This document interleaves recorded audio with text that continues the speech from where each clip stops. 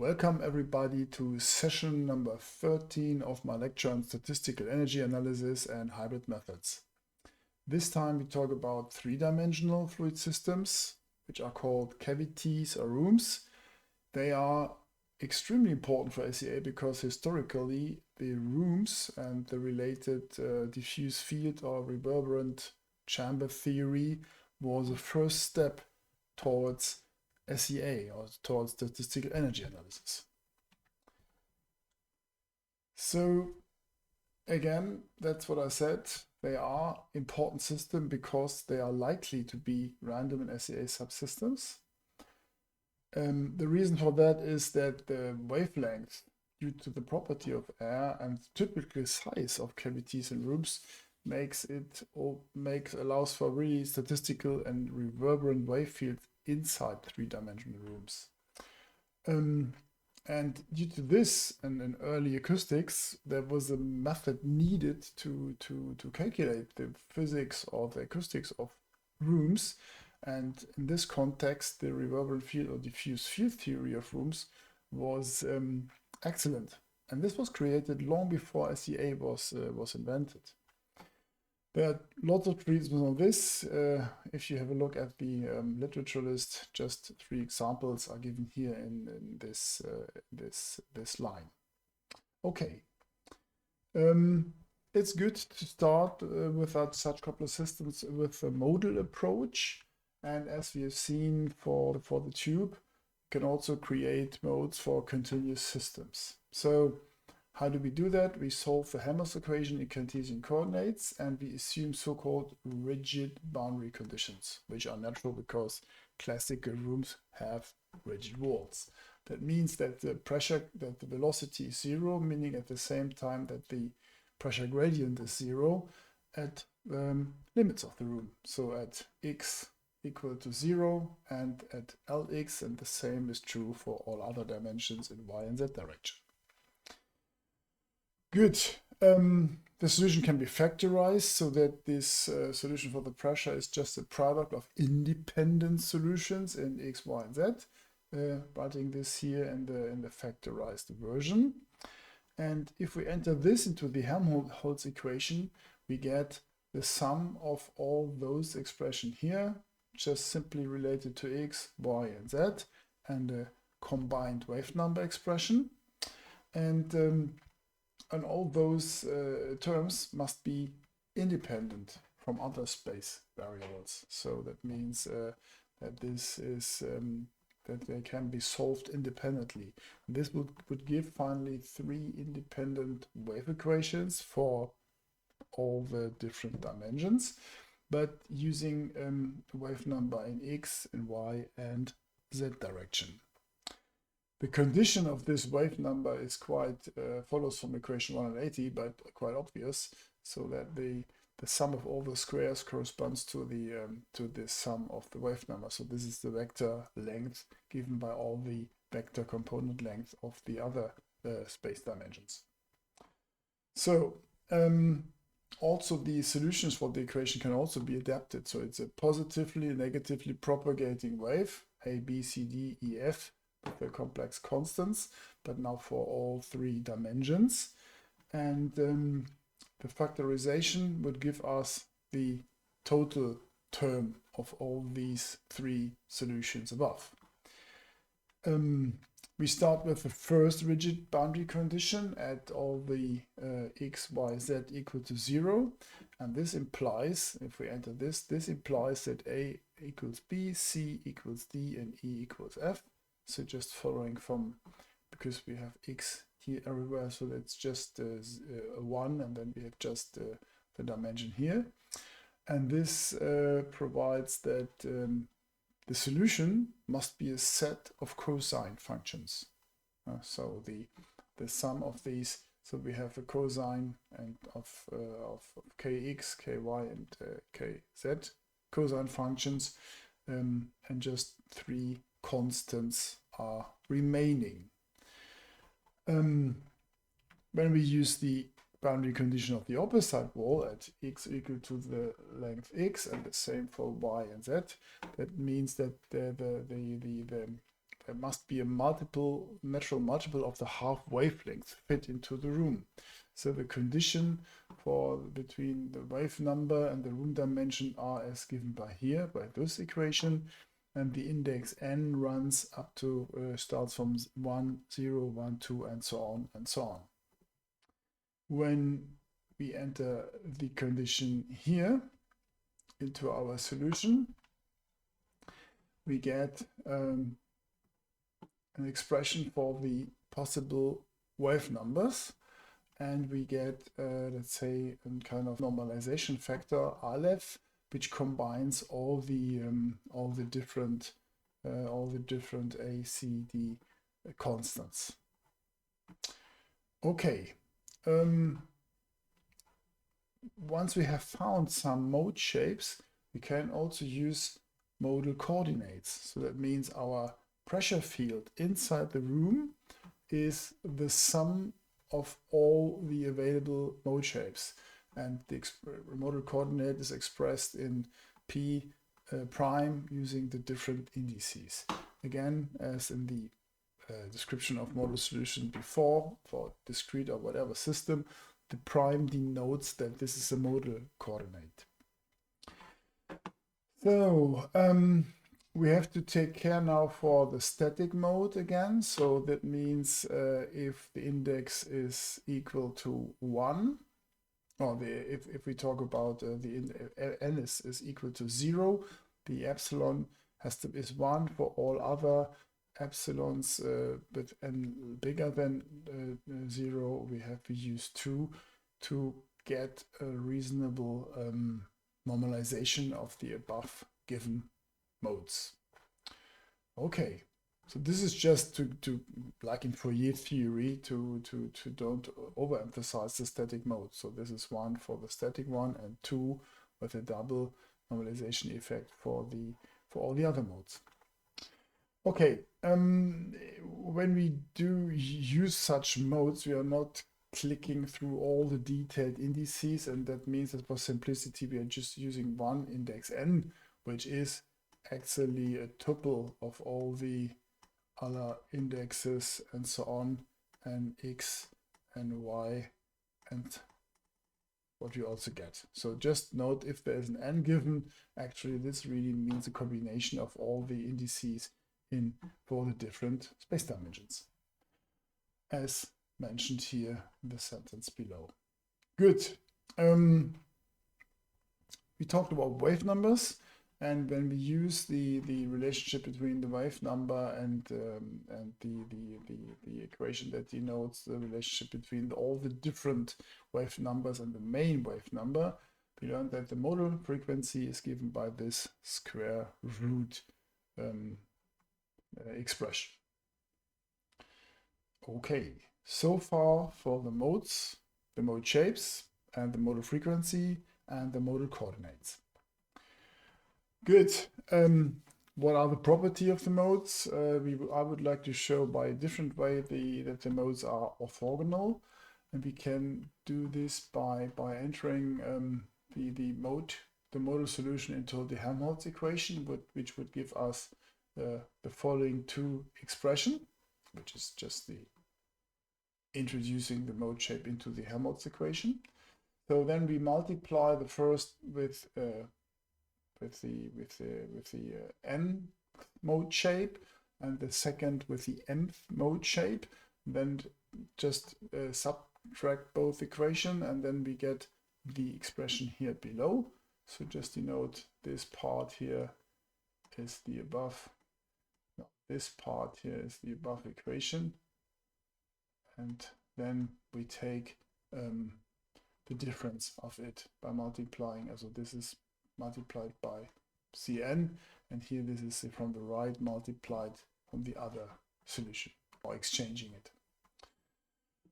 Good. So we order things a little bit differently, and then this would, or it can be rewritten by using the following expression, and then we can finally use the Gauss theorem for the first integral. That means we get rid of this nabla here, and we the volume integral that we apply here is now exchanged by a surface integral.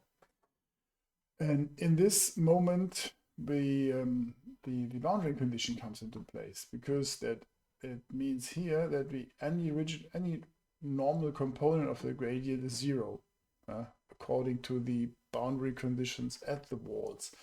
And from this, it becomes obvious then, that it becomes obvious that this here is vanishing, and that means to fulfill the rest of the equation, that means that it could this integral here, this volume integral, must be zero, otherwise it cannot be fulfilled. If the index is the same, it's definitely not zero, because then it can be fulfilled by other cases. So by using this expression, we have proven that they are orthonormal. So if we're using under the volume integral, if we're using the volume integral with two different modes, they are zero, and this is quite helpful, as it was the case for the discrete vector modes that are in the discrete systems that were also supposed to be normal. On top of that, they can be normalized if we use the following expression. They are normalized by dividing the mode shapes with the square root of the volume.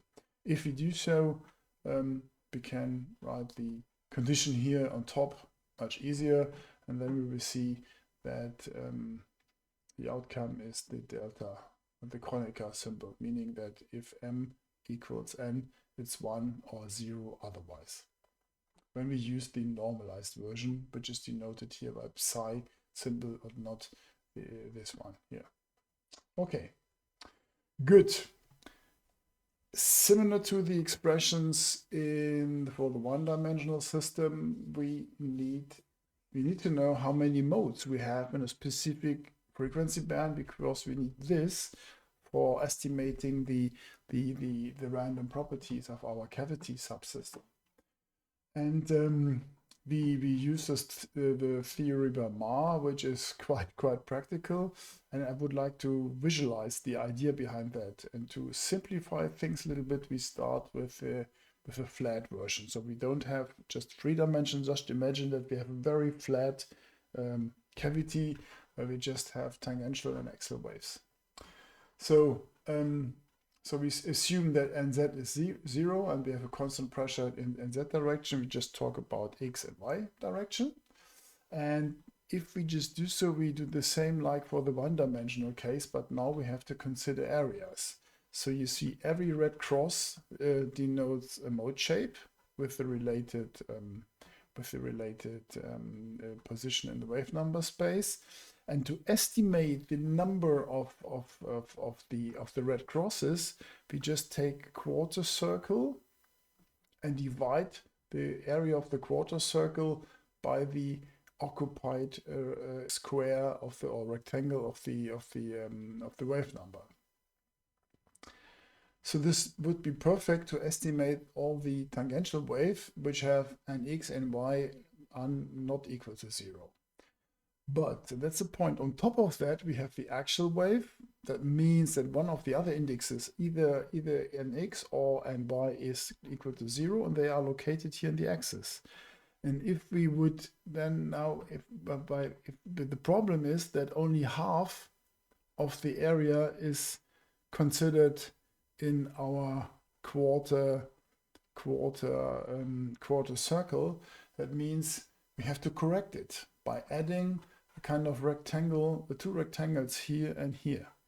And if we add this rectangle to the total area and then divide by the square of that was occupied by every mode, we get a better estimation of the actual waves. And last, okay, this is dimension. These are the rectangles that the size of the rectangles is half of the thickness here of the distance of the dimensions of the small square. So, and now finally, and last but not least, as you can see here, if we do the same for the static mode, we have some missing tiny area here and this is by adding the last square to get the correct shape of this area. Good. So in total, the total area is given by the quarter circle area here, plus the two rectangles that compensate for the actual wave, plus a small quarter rectangle that compensates here for the distance for the static mode. And that means finally, if you would like to calculate the number of modes, we just have to take the full area that we have got from all these items above, divided by the delta of kx and ky in the two dimensions. Good. Just to let's say to visualize the idea why some fancy additional areas are occupied, added here to this quarter circle. Why did I do this? The reason is, if it comes to the three-dimensional case, things might become a little bit nasty, and we might lose the overview. But it's anyhow the same idea and the same approach. So to estimate the 3D mode count, we have cubes, which have the distance of the wave number in all dimensions. For example, in y direction, that's pi divided by the length of the room in y dimension.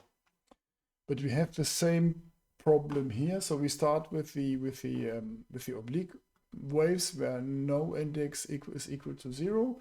And instead of the quarter circle, we take an octant of a sphere, which is denoted here by this.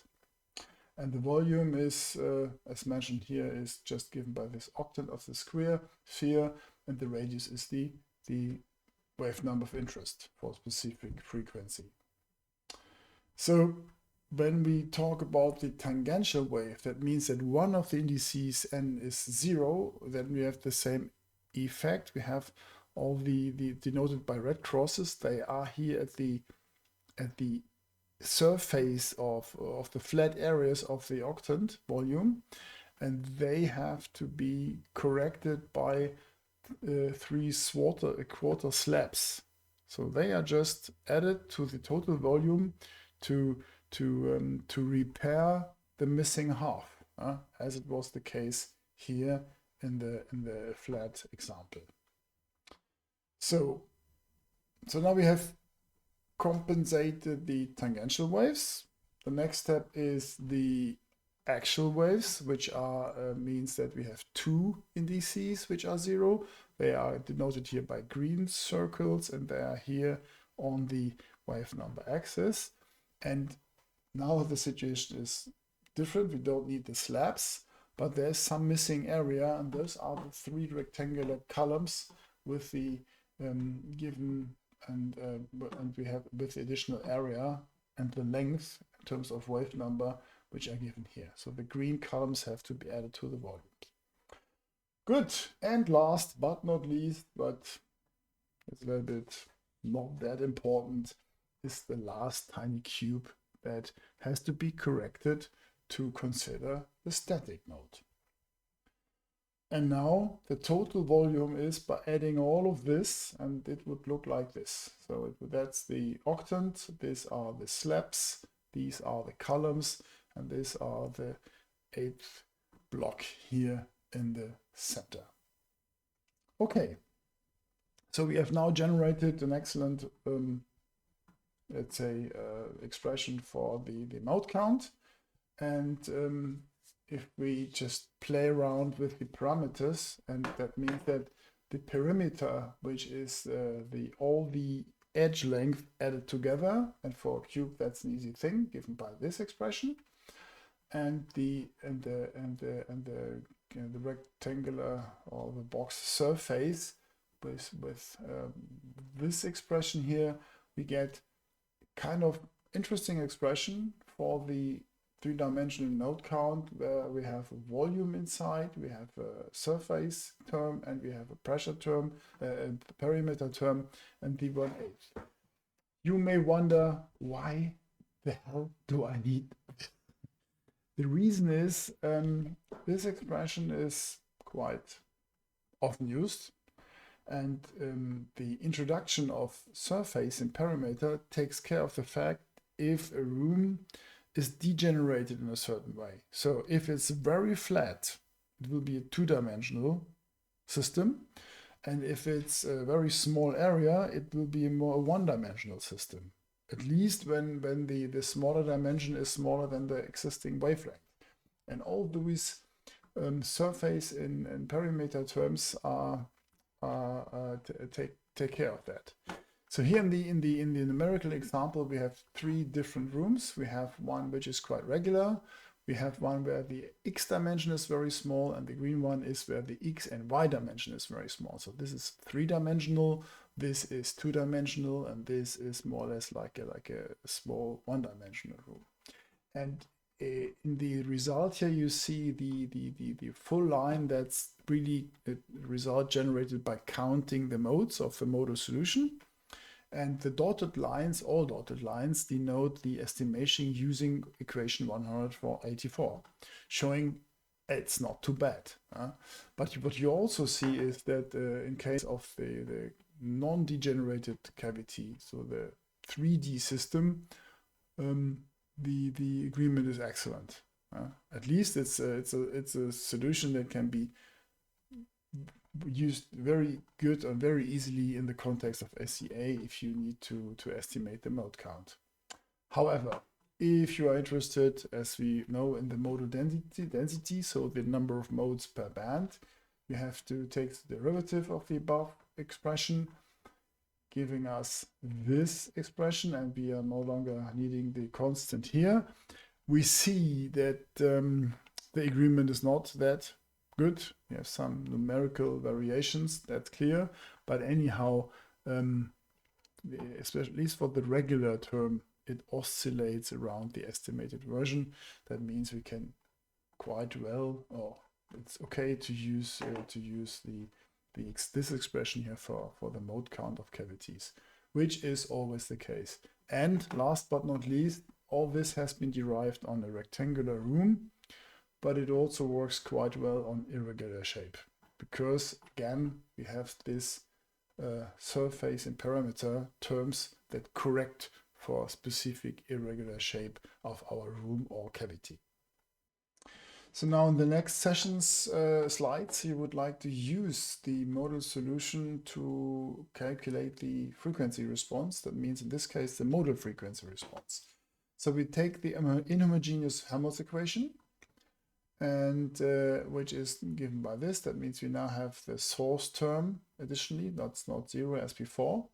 We multiply this equation from the left with the mode shape of the room and integrate over the volume, which provides us the following expression, the volume integral over this, and the source term here multiplied also by the mode shape and volume integration. When we use the green identity, we can the first term on the left hand side, which is not totally correct. Practically, we are in the green theory term, we are using this and the Laplace operator. The rest is kept as it is, so the K is still here. Using the green identity, we can exchange the order of the mode shape and the pressure solution. This is why we have now exchanged pressure and the mode shape. Note that here above the Laplace operator is operating on the pressure, and now it's operating on the mode shape. And we have in addition the volume integral, the surface integral, sorry for that, which gives us the following expression. So it's either the gradient of the pressure or the gradient of the mode shape multiplied by the other versions of the surface. This term remains unchanged. The second term here is 0. Why is that? Yeah, this is exactly our boundary condition. The gradient is supposed to be 0. We have a rigid shape here. Unless, that's the point, we have, let's say, no, there's no unless. The mode shape is the case. It's always 0 because that was the condition for the mode shape.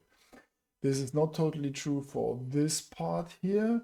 We have the gradient of the pressure, and this can be converted into a velocity term.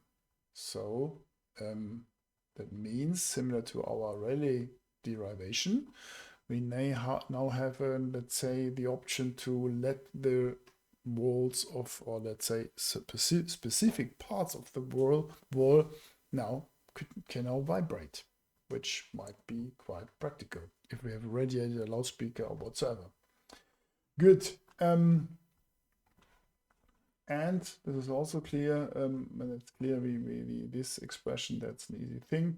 The Laplace operator is just can be replaced by the wave number, which comes also from the homogeneous Helmholtz equation that holds also for the mode shape. Good. So this equation can also, mentioned here, can be implemented by using boundary conditions. So that means the gradient on top of that. This is another option. So the gradient of the pressure could also be allows for applying impedance conditions. So it could be a vibration, but it could also be used to calculate an impedance condition at the, or an absorbing condition at the wall if they are not rigid. Okay, so so we use this now in our in the solution, and we just put the modal sum again. So if you remember well, we have this index description M, keeping in mind that this is a triple index, and for every mode shape we have a modal coordinate PM prime. We can enter that in our in the equation before. Just to remember, we just now enter this modal solution in any case where we have a pressure, and if we do so, we got the following expression. So we have the volume integral and a combination of many terms and different mode shapes. I would not like to go too much into every detail, but you see that one thing that's quite obvious, the famous, let's say, orthogonality relationship is definitely used here. And this simplifies the first item here. So the volume, as if you remember well, is only one if M and N are similar. And this is why we get rid of the sum over all the M mode shapes, and we could extract out of this expression only the nth coefficient. Then getting quite a simplified version, we're getting some extra terms here. So this is a modal sum that is related to specific boundary conditions. So this Z here is depends on the position of the surface, and we have quite a simple function for our source term. So we just taking the volume integral of all the mode shapes of the specific nth mode shape over our source term. Good. This here is a drawback.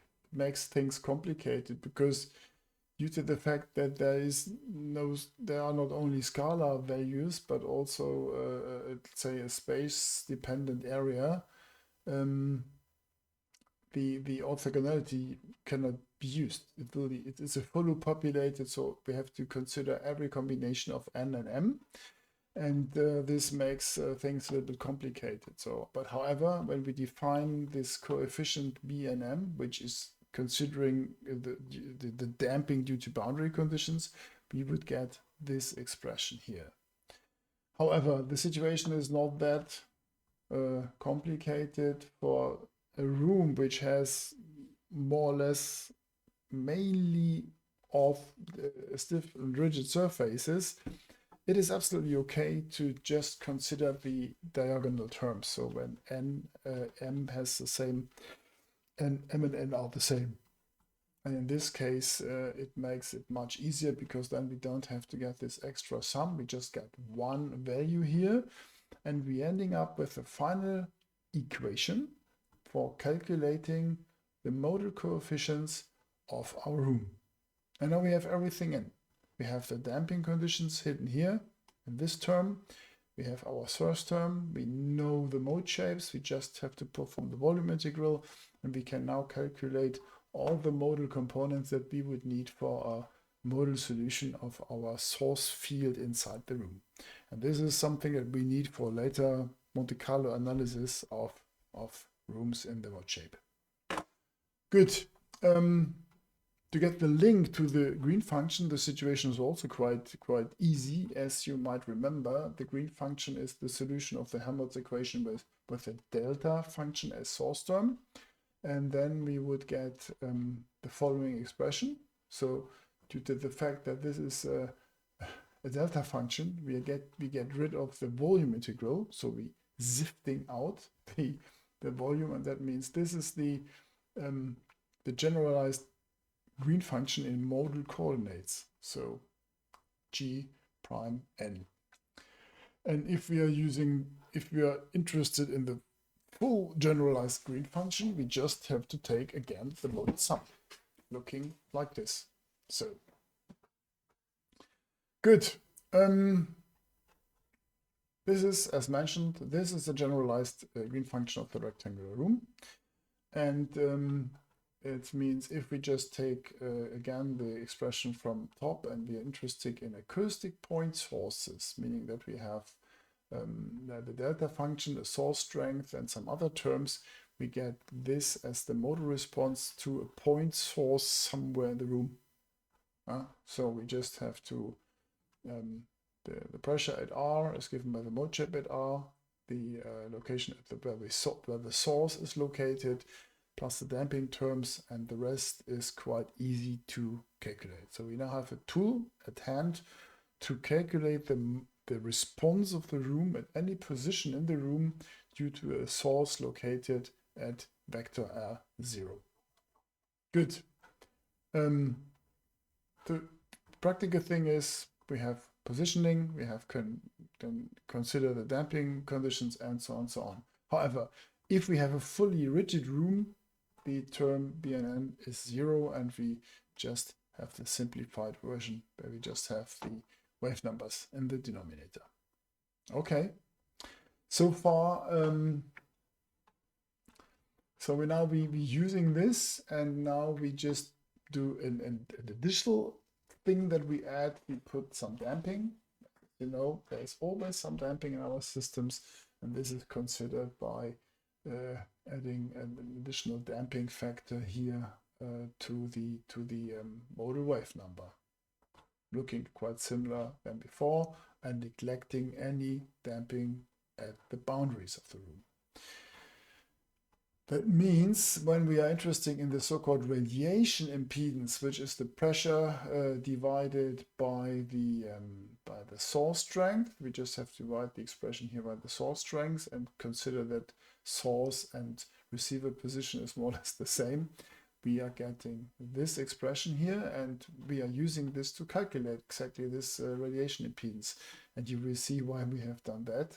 So just consider a room configuration like given by here, by those rough dimensions 3, 1, and 2 meters. And we have one source which is located in the center.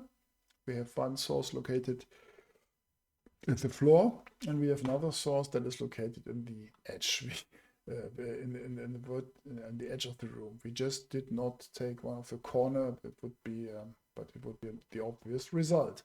If we calculate the radiation impedance of such system using this formula, we would get the following expression. So again, you see the typical behavior as you have already seen it at the tube case.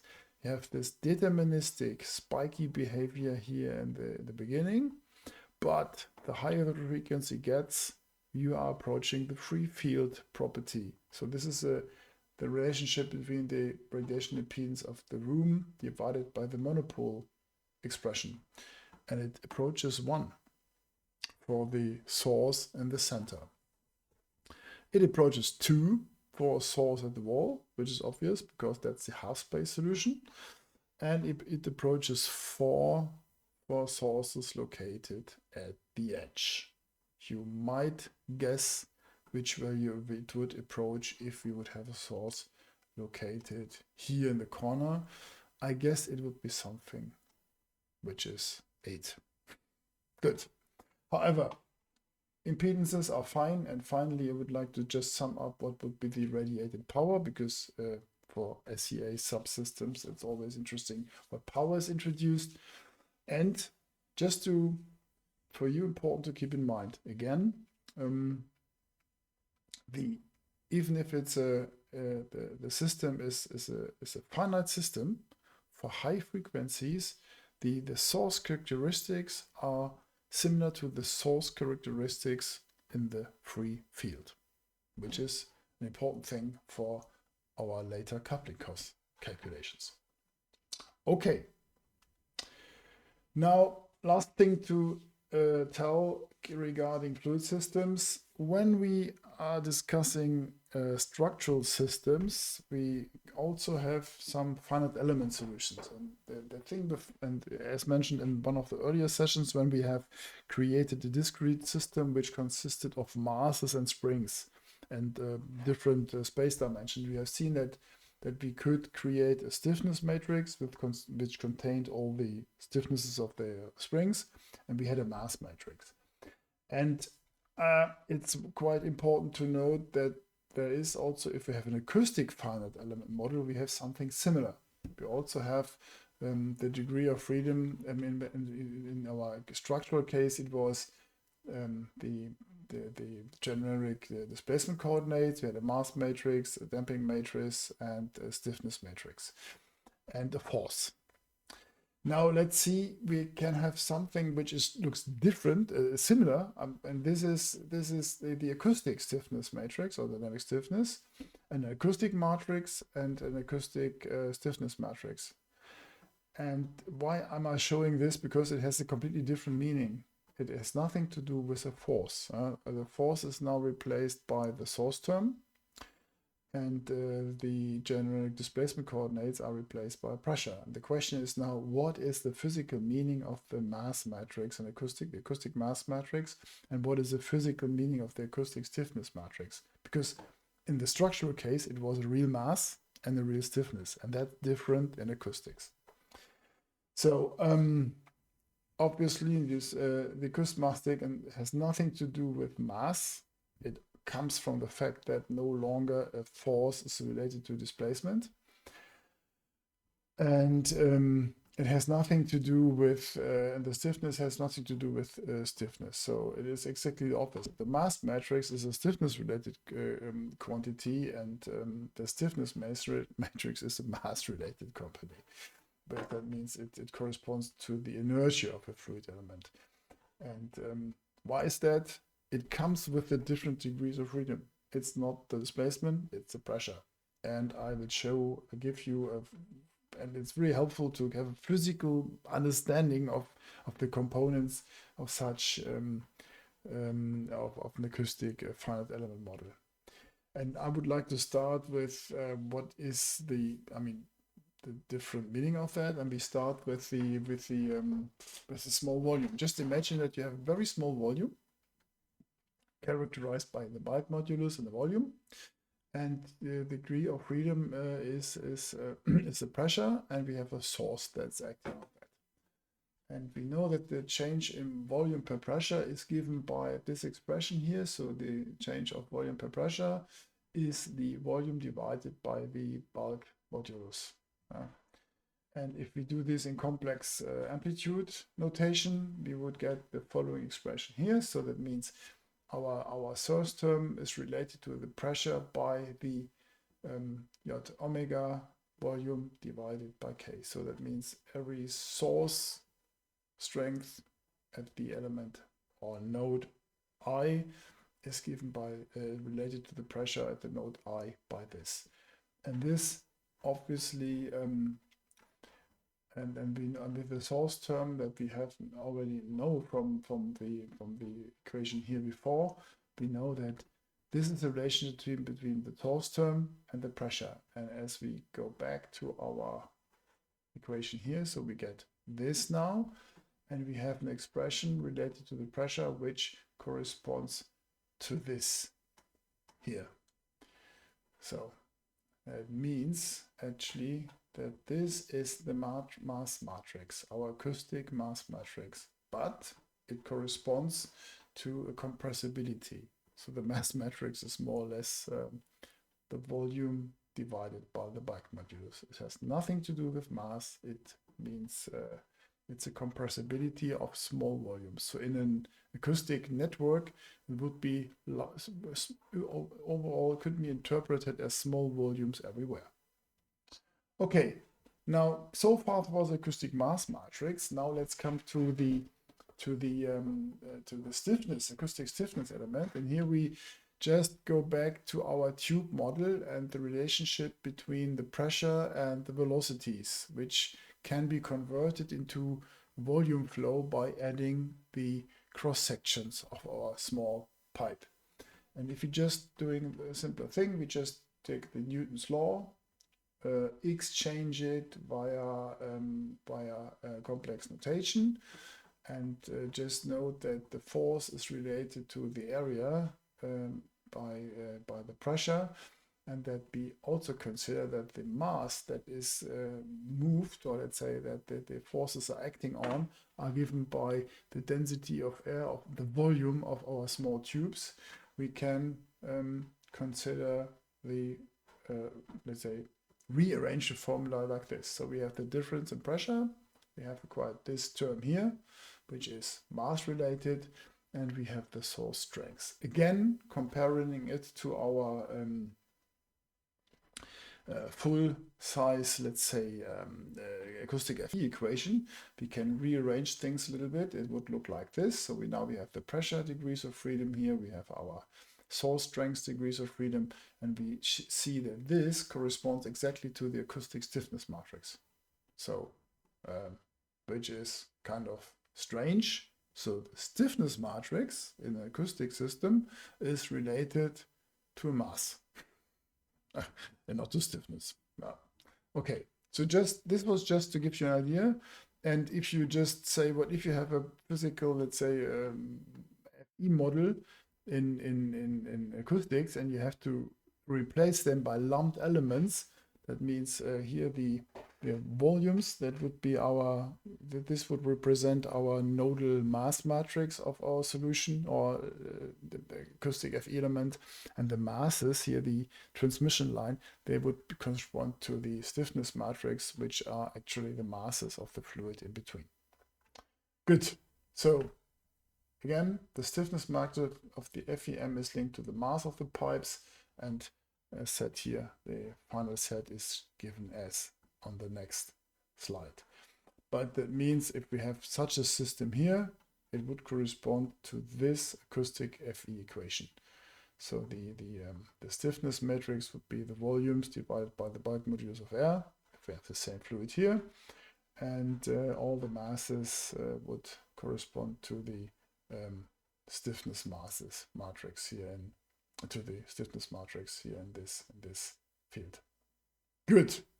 Okay. So far for that. Next session will be about structure systems. We just will talk about plates, because due to the nature of structures, it is very complicated to consider much more complicated structures, and this will end our deterministic structure consideration, and we will then switch to random subsystems. Have fun, see you later, and I hope you learned something about the mother of SEA system, the cavities and rooms.